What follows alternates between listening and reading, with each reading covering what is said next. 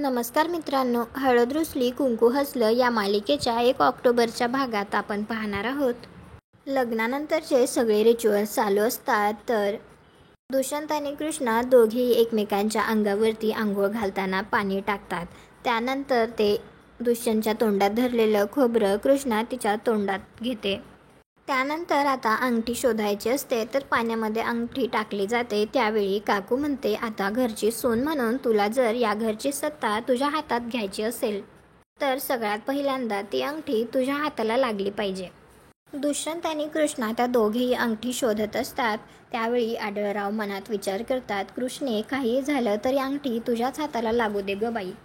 तर बाळजाबाई सुद्धा मनात विचार करत असते, काही झालं तरी अंगठी दुष्यंतच्याच हाताला लागायला पाहिजे.